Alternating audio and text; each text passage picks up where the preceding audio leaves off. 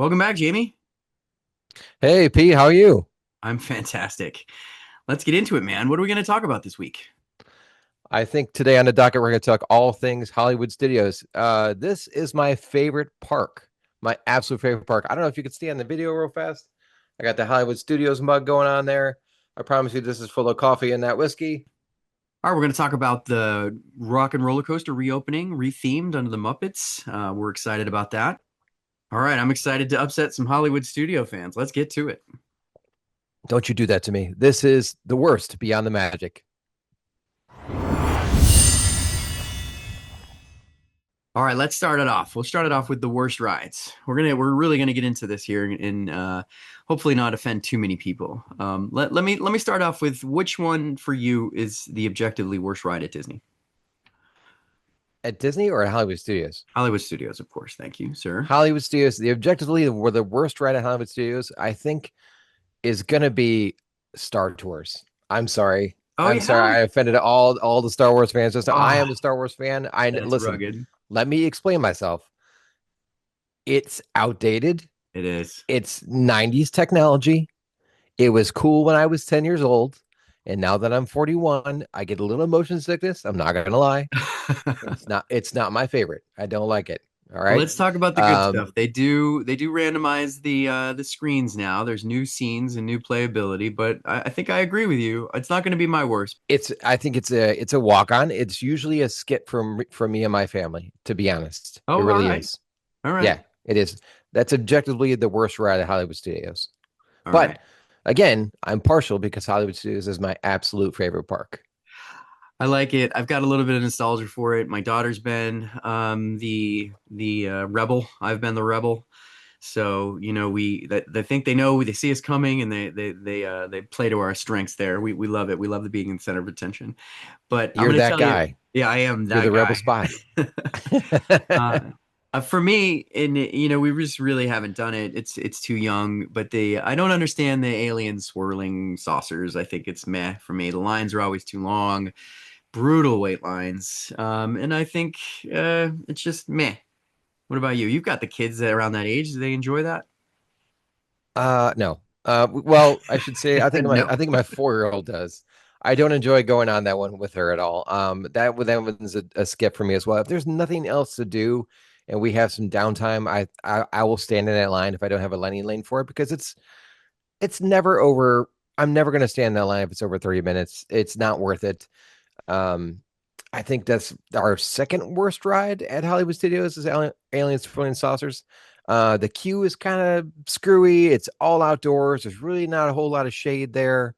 And Toy Story Land in general, there's no shade whatsoever. But I mean, it's this kind of a meh ride, like you said.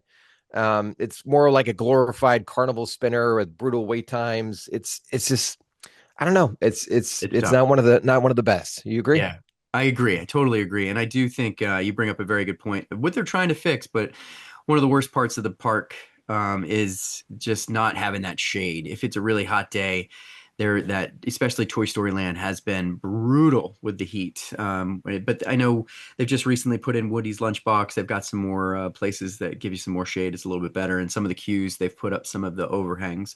So it's getting a little bit better. All right, let's move on. So those are the bottom two. I'm going to give you my next one because I know we're going to disagree on this one. The next one for me is Smuggler's Run. I am just unless you're the pilot, I think it's just mashing buttons and It's letting just mashing whoever's buttons. Okay, Pete, listen. Do you? We're going to disagree. This is what this is about. Do you even understand the positions of what you're supposed to? Don't laugh at me. Do you understand the positions of that ride? Do you understand what you're supposed to do? I mean, maybe I didn't study enough, but it's a park. You I'm not supposed to study. Okay. Okay. So let me explain to you the different positions of that. Okay. Okay. So that is a 6-person ride. So if you have a family of 5 like I do, you're going to get this rando coming in this in the single rider line, which is totally allowable, by the way. But they want to load that ride with 6 people. You have 2 pilots, you have 2 gunners, and then you have 2 engineers. If your pilot sucks, like my son did when we went out for the very first time. Let's see, God, how old was he? He's what, 13 now. I want to say he was maybe 6 or 7 at the first time we went on that ride. Pete, when I say we hit everything, we hit we hit everything. You're such a Star Um, Wars nerd. You just threw your 6-year-old under the bus. I did.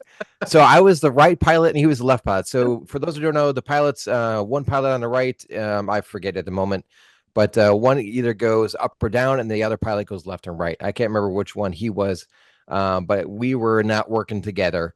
It didn't work well. So we hit everything. You can actually fail that ride. Hondo Onaka will come on the screen and be like, "Dude, bro, you screwed up." He says it in a really nice way. He says it like you failed the mission or something like that. But He was you not can he was fail not that your mission. Han to your Chewie. Oh my God, no, no. Anyway, when you have a pilot who isn't any good or is a 6-year-old, um, your engineers, why you keep laughing at me? Your engineers are probably the most important position on that ride. Why? Because when you have a pilot who hits everything like that, your engineers just mash buttons, in your words, right, to try and fix the ship that's damaged because of your pilots. Okay, so the engineer position is probably one of the most important positions in that ride, and then probably the second most important position would be the gunners, right, to hit everything else that's in your way and hit TIE fighters and whatnot, everything else that you encounter in that ride. But you have to have a squared away pilot, one that goes up and down, one to go left to right, and then you have to have someone paying attention, who knows what they're doing to mash buttons, in your words, to try and fix the ship for those of you that hit everything in that ride. So I love this ride. I remember, again, I'm an old man now. I remember when the first time I took this ride, I was a pilot. And I think it actually was the time my son, who was 6 at the time, was the other pilot. And when the joystick in front of me lit up green and Hondo Onaka came on the screen and said, "Put it in the hyperdrive," I was immediately I I was Han Solo. Okay. It happened in front of me. And I pulled the lever and we blasted off it in like to light speed, and I flew back on my seat and I was just immersed. Like I couldn't believe it. Like it's still I'm getting goosebumps right now talking about it. That's Okay. awesome. Like That's what it's all about. it's so much fun to me. I love this ride. Love this ride. And it doesn't make me, for those of you that suffer with motion sickness, Star Tours gets me sick. This one does not get me sick at all because I'm paying attention. I'm looking all over the screen and looking where I'm going. I have a mission in my mind, right? So I like this one a lot. It's So one of my Jamie, favorites. are you excited about the big news about the 22nd of this month? Yeah. So for those who don't know, the May 22nd this month here, we're recording on Saturday, May 9th. They are releasing a new episode of, they're going to update the ride to include Mando, from The Mandalorian. And of course, Grogu is going to be in it as well. So I'm excited to see what that looks like. And you're going to get to experience that come up here in May. Yeah, I'm very super excited. The Mandalorian is one of my favorites. I love the show. I loved Boba Fett and the whole Mandalorian lore from when I was a kid. So I think that might bring that ride back up a little bit for me. So I'm excited to see it. All right, I think we've covered it. I picked the last one. How about you? I'm What's your number six? I'm still, listen, I'm still ready to fight you on that one. I'm still ready to fight you on that ride. Okay. All right. How I've dare you noted. put that at number 7 in one of the worst rides in Hollywood Studios? How dare you, sir? Anyway, moving on. Moving on. I'm offended. I'm sure there's many of you out there, maybe one of our 27 listeners. We just hang on for a second, so we can see how many people have downloaded each episode now. I figured that out finally. It's not great, but I do appreciate the 27 of you that have listened to our episodes, and we hope to develop this more. We're getting better each episode. We are. Yeah, I've got the mic in front of me now, so you can probably hear me the best now. Pete's looking awfully handsome I today. am. You're I've looking got pretty coffee in nice my hand. yourself there, Dapper Dan. I like it. Well, thank you, sir. Thank you. Well, let's move on to the number 6, arguably the worst ride in Hollywood Studios. Go for it, Pete, right now. Oh, it's your turn. I'm not throwing myself on out there Oh, anymore. You got to do it. okay. So, Toy Story Mania is coming in at number 6. This one climbs the rankings fast after opening. Families love it. Disney fans love it. The trackless, the technology in it, which is super cool. Like it was the very first trackless ride that they offered at Walt Disney World. Um, I like it because it's injects into some competition. And when you and I go together, right? naturally we're bros and we have to Yep. compete against each other, right? And Yep. we have to get a high score in this one, right? Um, I love Toy Story. Toy Story came out in what was the first one? What are we on? Five now? I think the first one was in 1996. It was a long time ago. It was long. I Yeah. think I was 11 years old then, a long time ago. Back in our youth. I still love that ride. I still love that. I still love Yeah, it's a good one. that movie, that theme. It brings back a lot of nostalgia for me. But I love the competition that's in this one, beating your wife and kids in the high score, and of course beating you when we go together. Right. That's one of my favorite things to do in that one.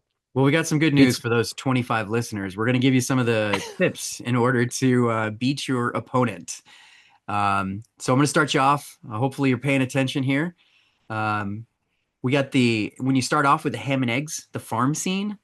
So here's what you need to do. You need to hit the fox gopher targets first, hit those, boom, boom, boom, and then clear the barnyard animals as quickly as you can. And if you get it all done, the barn's going to flip open and reveal a giant bonus target with mice, which worth huge points. You can really rack up the points on that one. Don't waste time on the 100-point pigs unless you need them to clear to activate the next stage. But that's your first tip. How about anything else? You got any more? Okay, yep. Let's keep going. So number two on that list, and Pete and I are just for all those who for watching and listening, we're reading off a list here because I couldn't remember them all. But we want to make sure the next time that you write it, you get the highest score, which is why we're going to spend time on this. So just remember one of Rex them and if you can. right, just exactly.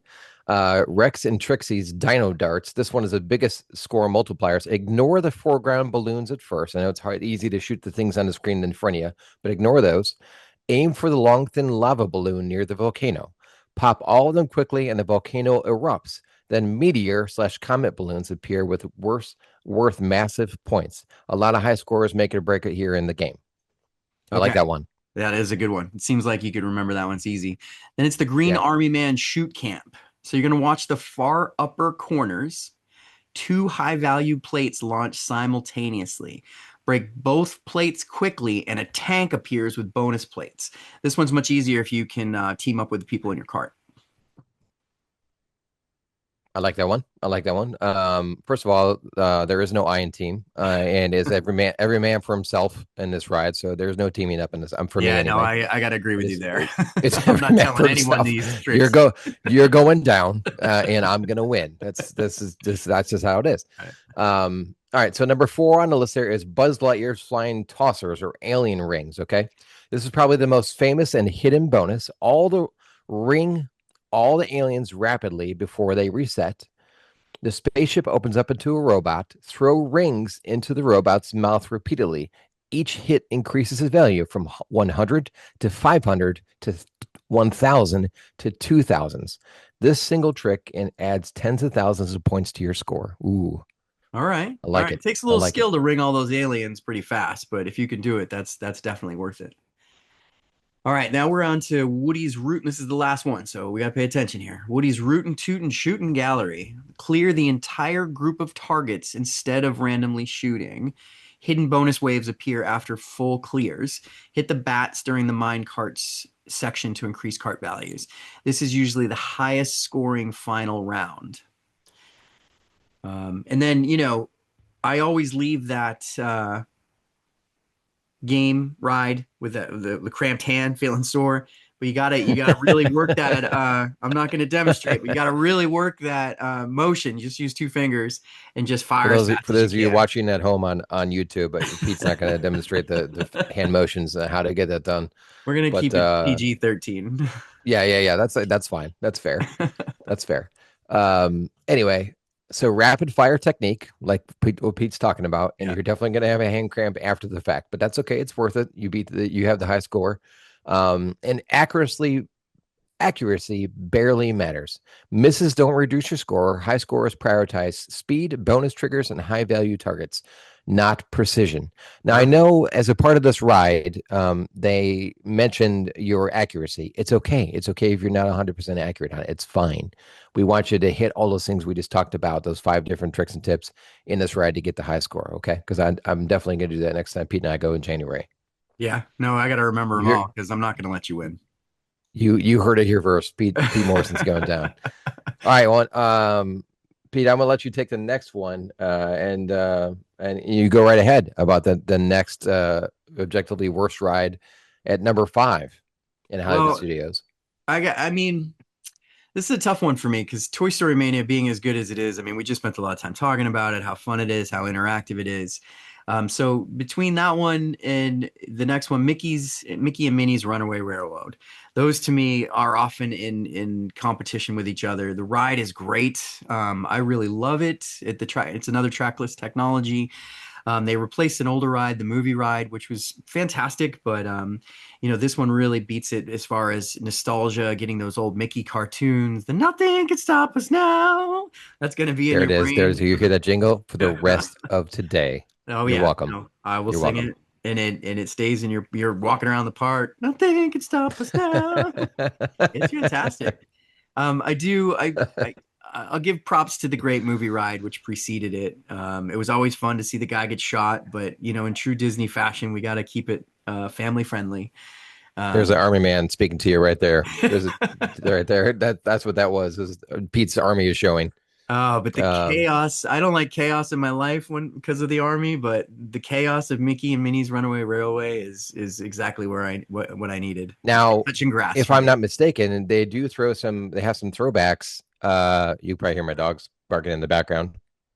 They do have some throwbacks to the Great Movie Ride in Mickey's Runaway Railway. Is that right? Which parts of that ride do they have a throwback to? Do you know? Oh, you got me unprepared again. Oh, I got you. So I can think of one right away. It's a tornado scene. So what part of the Great Movie Ride was a tornado in? Do you remember? Oh yeah, the Wizard of Oz. The Wizard of Oz. Yeah. Exactly. All Exactly. So right. that's a throwback to that ride. It's a callback to that ride. Look at you making this podcast worth something. I like it. Nice job. Well, this is my second cup of coffee this morning. We're going strong, right? Fantastic. Fantastic. All right. Now, I don't know if I agree with this one, but I think it's a little high on the list. But I'm gonna give it to you. So we're going from worst to best, just so everybody knows, right? We're going from the worst to the best. So Minnie's Runaway Railway is number 5. All right, so I think we've hit everything there is to hit about Mickey's Runaway Railway. It's a great ride. One extra tip: I think if you sit in row 8 or row 9, you can see the trumpet squid. Shout out to our friends at Rope Drop Radio. They made that a thing. If you ever listen to that Disney podcast, I know they have more than 27 listeners. Um, but if you sit far back enough in the train, you can see the trumpet squid when you're going through the under the sea area in that ride. It's kind of a fun thing. And nowhere else, if you're too far forward in the train, you're not going to see him. He's on your left. I think it's on the left hand side. But you'll see it. If I just look for it next time and sit farther back in the train, you'll be able to see the trumpet squid. Trumpet squid. It's all about the trumpet squid. Yeah. All right, man. What's next? All right. Now, coming in at number 4, going from worst to best, we have Slinky Dog Dash. Number 1 Lightning Lane ride when you enter into Hollywood Studios. Then at 7 days out, if you're on park property, Peter or I will do this for you if we're your travel advisor at 7 a.m. and lock that ride in for you 7 days out. That is the objectively one of the hardest rides to get on Lightning Lane. It's the number 1 ride. Is it the greatest roller coaster you've ever been on? No, it definitely is not. No, definitely not. But it's a great roller coaster for starters, for little kids, right? So my 4, almost 5-year-old here coming up, my 10-year-old and definitely my 13-year-old can most likely go on this ride because of the height restriction on this one. They qualify for that one. And it is a great beginner starter roller coaster, right? It's not too scary. It's not too fast.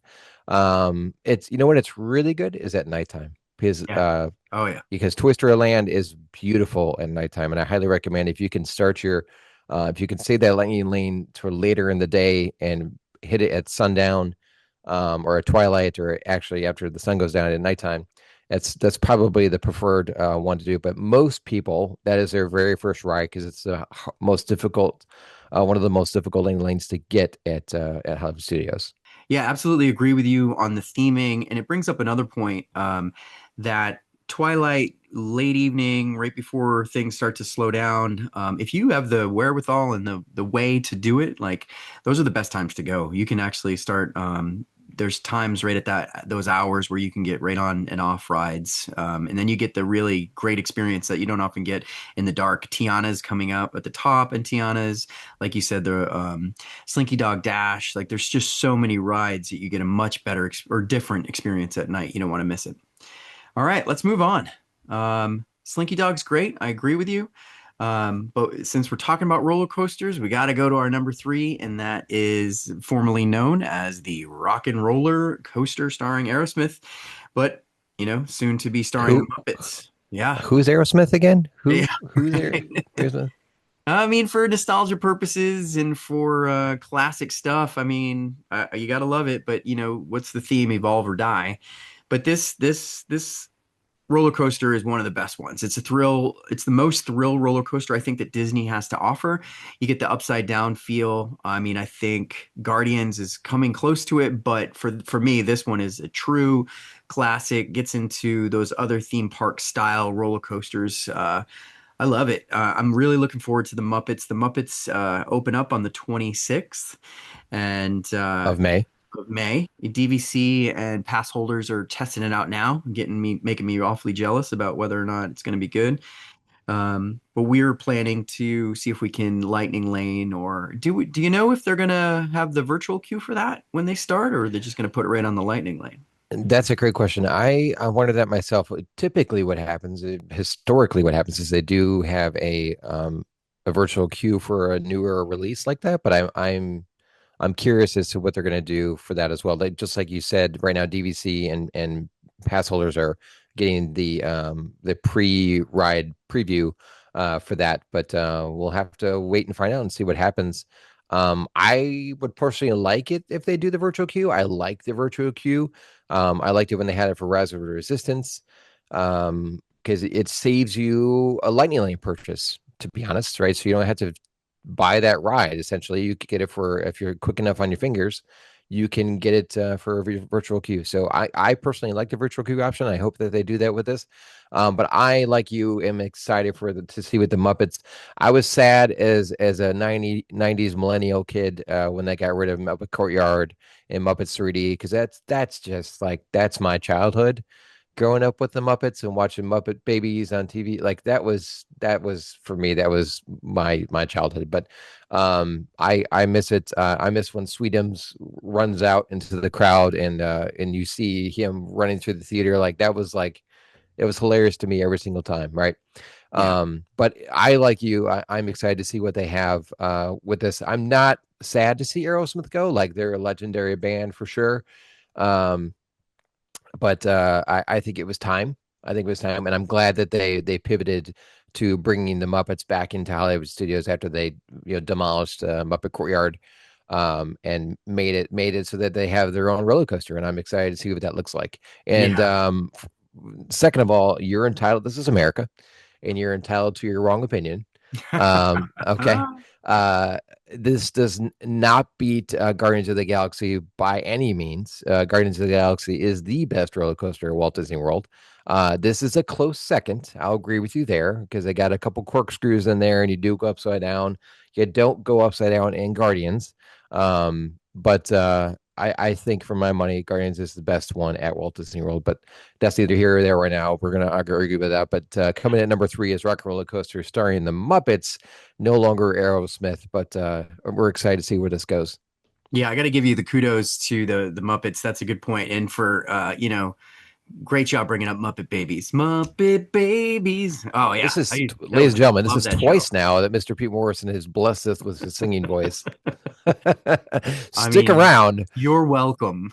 That's the next song from Moana. All right, well, you got two more to go, two rides left here, and I think this is where a little controversy comes in. I think you and I might have a different, well, my daughter would definitely have a difference of opinion, but I'm gonna tell you. Let's see what I know what your number two is gonna be, so we'll go ahead and let you answer that one. All right, so number two coming in from worst to best rides at Hollywood Studios. This is my favorite ride at Hollywood Studios. This is the Twilight Zone Tower of Terror. Welcome to the Twilight Zone. It's I that's There it is. There it is. I love it. I love it so much. Um I love the walking into the Hollywood Hotel and seeing just as you stepped into a different time period and all the decor and all the decorating and all just they put you in the mood right as you walk in. Just when the bellhops meet you in the queue and talk to you, like they stay in character, like it's just amazing. It's and Yeah. there's no better feeling when your stomach leaves the bottom of your abdomen and ends up in your throat when you're dropping going however fast and it's the best part about it is it's random. So the elevator car next to you uh, has different drops than what you have, and if you ride it back to back, you're going to experience a different ride than you did the very first time because it's randomized on how many drops that they do. I love it. This is one of my favorite rides, and you know what? At nighttime, this one's even better because you can see the entire park when that window opens up at the very top.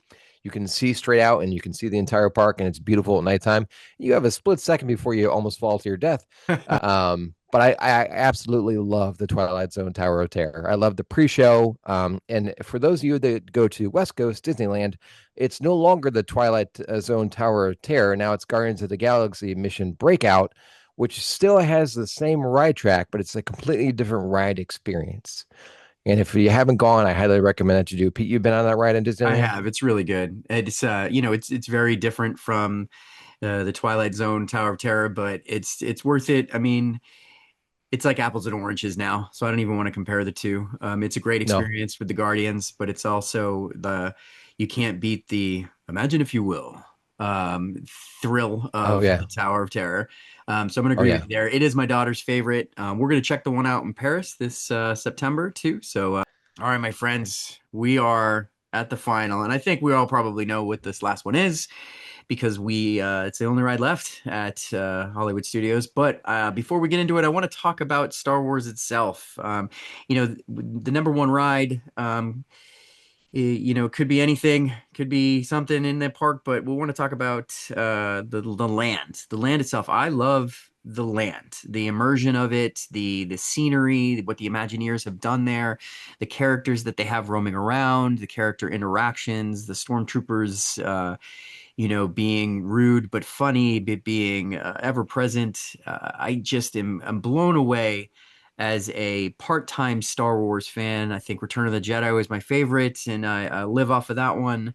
But I'm not, your level of fanatic when it comes to Star Wars. But you go in there and right back to what you were talking about with feeling like Han Solo. Like I am definitely feeling like I've got a lightsaber on my side and I'm exploring new worlds and it brings me right back to my childhood. So I think I love that for Disney.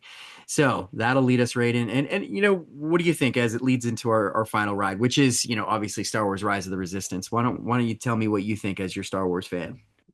I absolutely love it. This for those of you who have not been on this ride yet, it is a total experience from the time you step into the queue. You are immersed in that atmosphere of Star Wars.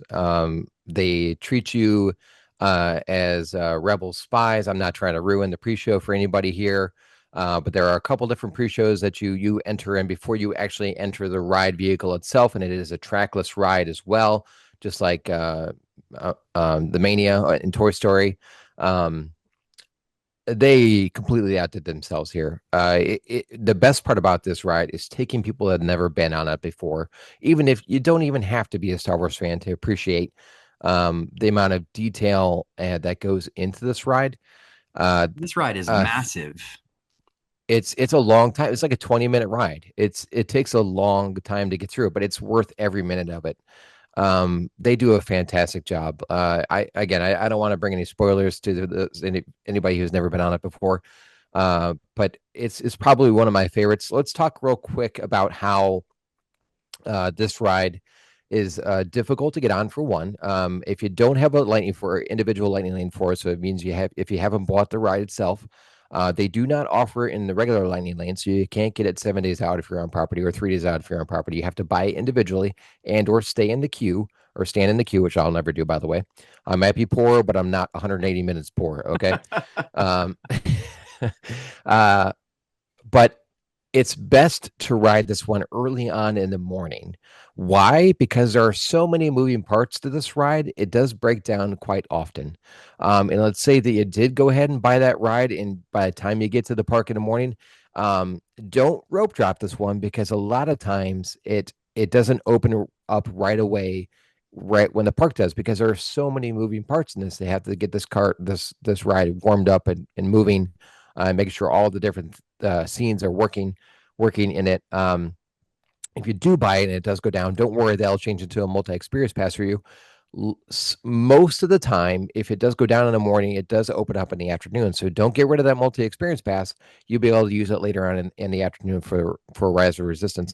But if it's up and running in the morning, and I highly suggest using your individual lightning lane in the morning.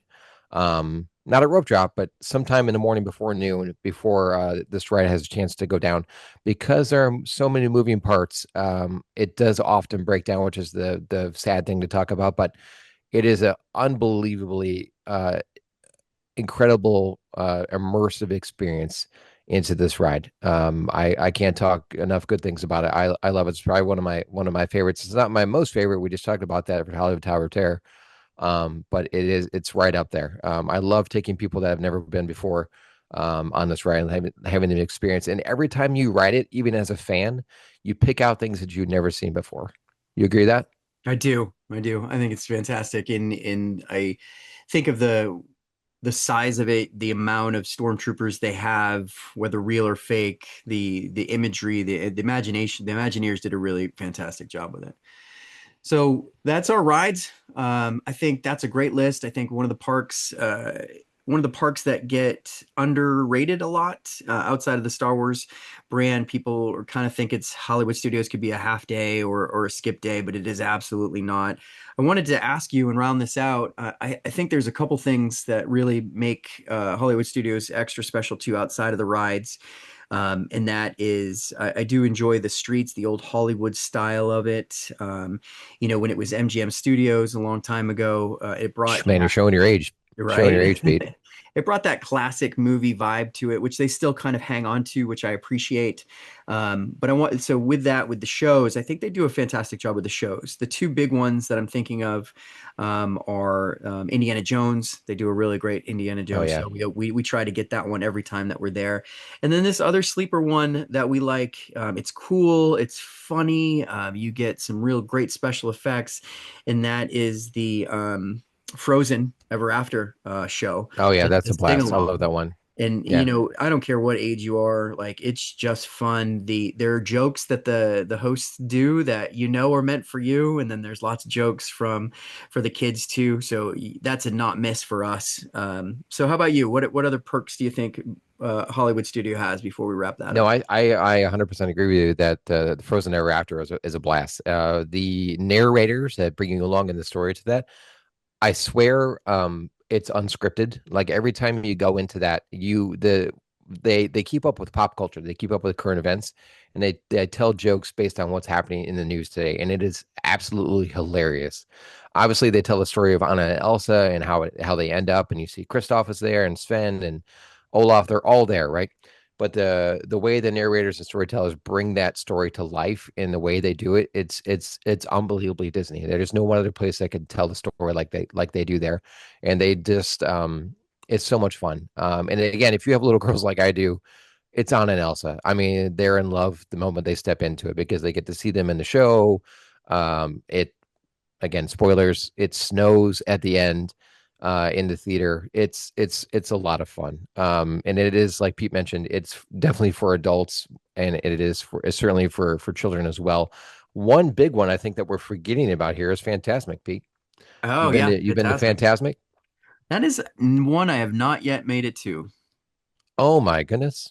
Oh my Yeah, goodness. I feel kind of like I've lost some credibility here, but I haven't done that You one yet. lost 100% credibility. Remember, you're entitled to your wrong opinion. Again, this is America. It is 100%. If you haven't seen that, it's definitely something you need to go and see with your family. Yeah. Hot tip on this one: if you have the dining plan, even if you don't have the dining plan. But if you do have the dining plan, you can do what's called a dining experience for this show. So you can go and specifically eat at one of the restaurants that they highlight prior to this show, at one of the restaurants in Hollywood Studios, and then you have your own marked off area when you go into Fantasmic for the dining experience after you're done eating. So they have a entirely roped off area for those people that chose that option, and so you get a nice up close view of the entire Fantasmic show. And again, this one starts usually about I had a guy that would catch me lying on this. I think it's 8:30 or 9 o'clock in the evening, right at park close. If you're not into the shows, this is the perfect time to go get in line for Rise of the Resistance or one of those harder lightning lanes that you didn't get earlier on in the day. That goes for any park. If you don't, if you're not about fireworks, not about shows, not about parades, if you're more of a ride person like I am, and you want to skip all those other things, go get in line when the big shows are going on, like Fantasmic. It's a great time to ride Tower of Terror, Rise of Resistance, back or when Rocket Roller Coaster comes back up. Go get in line when those rides are going on. Don't wait until Fantasmic gets out, because everyone that comes out of Fantasmic floods right into Tower of Terror and Rock and Roller Coaster. So don't wait till that. Ride it during the showtime. So look at your app, look at the time Fantasmic is showing, and ride those extra rides, those rides that you weren't able to do during that time period. That's a great tip. All right, I think that's it for Hollywood Studios. We're gonna do these. We'll try to do one park for the next couple weeks, so stay tuned for that. All right, Jamie, let's get on to it. What else does Disney have to offer? Well, my favorite thing to book for clients, and I've been certainly pretty busy with it here lately, is Disney Cruise Line. We can't go without. They introduced Disney Cruise Line quite a few years ago, but the favorite ships that I like to put my friends on and clients of mine is the 4-day Disney Wish, leaving out of Port Canaveral. That's a really popular one for first timers that have never cruised before, and especially if you don't know if you have motion sickness at all. That's a great tip your toes in the water, so to speak, to experience Disney Cruise Line, the Disney Wish. That was updated in 2022. Yeah. All right, Pete, this is our last segment here. I know I said that was our last segment. It's not. I'm going to hit you real fast with our most overrated ride at Hub Studios. I'm going to bring you back to the very beginning of our podcast. Go. What's the most overrated ride? I'm gonna go with you. Overrated for me. Well, no, I'm gonna disagree with you. Overrated for me at this point is Millennium Falcon until I see what they do with the Mandalorian. So you can fight Oh me. my God. Smuggles. I'm gonna fight you. I'm gonna fight you on that. If I had a lightsaber, I would fight you. Um, yeah, no, I don't agree with you. Again, you're entitled to your wrong opinion.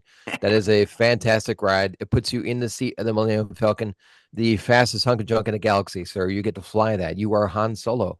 You get to be the pilot. Don't hit everything. You can actually score really well, and you could do that and do exceptionally well on a ride if you don't hit everything. But if you do hit everything, like my 6-year-old at the time or 8-year-old, however old he was, you do have to count on your engineers in the back to help you out and repair that ship as best as can. All right, most underrated ride at Hollywood Studios. What do you got? Most underrated. They're all rated pretty high. I'm gonna go with I think Slinky Dog. I mean, well, yeah, Slinky Dog. I think it, like you said, the theming, and I think people forget about it because they think it's a kiddie roller coaster, but I think the theming and the funness of it and the joy of the Toy Story lore, I love it. I'm using the word lore a lot in this show, and I really like it. I'm gonna try You one more get to time get before we're done. Pete's singing voice and his extravagant vocabulary. Lore. Um, look, all right. Best queue and atmosphere at Disney's Hollywood Studios. What do you got? We don't even have to ask. Everybody knows this. It's Tower of Terror, like Oh, yes, yes. All the right, so we agree on something. I the agree. cast It is the members, best. the cobwebs that I feel like they're supposed to clean up, but they haven't. Like, yeah, I love it. No, I agree. I 100% agree. It is the best ride atmosphere. It is the best queue. The bellhops are fantastic when they talk to you. I absolutely love that one. The biggest disappointment versus hype at Hollywood Studios. I think you already mentioned it yourself. It's my favorite, not your favorite, is Millennium Falcon's Millennium Falcon Smuggler's Run. That one certainly has all the hype, and for those of you that don't like video rides, it makes you sick.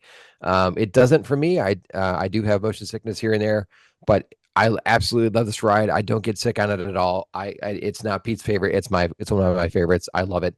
Um, I think people have different expectations on what they do, or they don't understand what they're supposed to do, which is why they don't like it. I think that's where the category Pete falls into because he doesn't know what to do. Mash the He's buttons. mash the buttons. Woo! That was my All Wookiee right, noise, by the way. that was your Wookiee noise. All Yeah. right, singing voice and Wookiee noise and vocabulary today, folks. Best pure thrill ride at Disney's Hollywood Studios. Thrill Ride is until I see the new Muppets, it's still rock and roller coaster. But being upside down, like I was surprised Disney allowed it. I'm happy for it. I love it. No, I agree that is the best ride at Hollywood Studios. Guardian still beats it as far as roller coasters go across the entire Walt Disney World Park for sure. But in I don't know Hollywood about Studios, for sure, but I mean, like you said, okay, you're entitled okay, to your own again, opinion. again, I'm a listen. We're gonna be gentlemen about this, and we're gonna have our differences. And the next time that we go for a Travelmation retreat in January, I'm gonna whoop you at Toy Story Mania, and that'll settle it. If Okay, we had any that'll settle. fans, we could ask them what they thought. So, Now, well, 27 people out there listen to us, so all right, we're 27 people, what's your worst and favorite rides at Hollywood Studio? go ahead and hit us up at that email at the worstbeyondthemagic at gmail.com. If you'd like Peter I to be one of your travel advisors, or you have a question, or you want to hear something to talk about on the podcast, we are happy. We both have access to that email address. We're happy to answer anything you have to shoot at us. We're happy to help you out with any questions you have about anything Disney related or not Disney related. We do, other than Disney, we do all inclusives, we do cruising, we do just about everything you could think of. But Pete and I, obviously, our favorite thing to talk about and to plan is Disney for you. Pete, I think we hit everything today. You got anything for the good 27 people listening to us at home? No, I think that's it. I think this is the best show yet, my man. And We're getting you better. know, We're getting better. if you want to follow us or interact with us in real time, I am at Petriemax, Petriemax, and I know Five on the Fly here will tell you what his is. Yep. The number 5 underscore on the underscore fly on Instagram and TikTok. Again, my TikTok is lacking. I need to get better at it, but definitely Instagram. Head on over there. We've been doing a lot of social media push on our podcast, so please share it with your friends. Please like and subscribe it. Please subscribe. Please leave us a 5-star review. If you think we're the best Uber drivers you ever had, please leave us that 5-star review. Don't leave a less than 5-star review because it actually hurts us. So the more 5-star reviews, the more people can access our podcast, and Apple Podcast specifically pushes it out further and suggests it to more an audience out there. The more 5-star reviews we have. All right, ladies and gentlemen, that's everything we hit for today. Pete, my co-host, you are the absolute worst, sir. Jamie, no, you are the worst. uh, this has been the worst beyond the magic. Thanks for joining us. See you next week.